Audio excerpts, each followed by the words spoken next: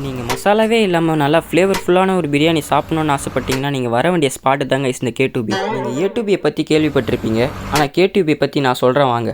First இந்த கடையோட full name பார்த்தீங்கன்னா கரீம் பாய் பிரியாணி. அதாங்க நம்ம கேடியூபி.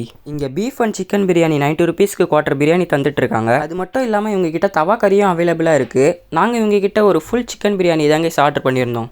ஒரு பாயில்டு எக்கை வச்சு கொடுத்துருந்தாங்க. இந்த பிரியாணியோட ப்ரைஸ் பார்த்தீங்கன்னா 130 ருபீஸ் சார்ஜ் பண்ணுறாங்க.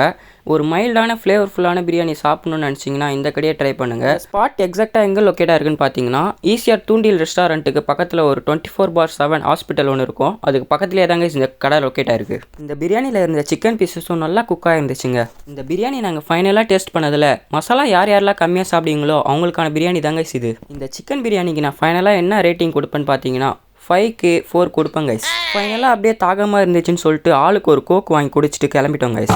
சேனலை அப்படியே லைக்கையும் சப்ஸ்கிரைபையும் தட்டி விட்டுருங்க கைஸ். இதேமாரி வீடியோ பார்க்கணுன்னா நம்ம சேனலை சப்ஸ்கிரைப் பண்ணிக்கோங்க. பாய் பாய்.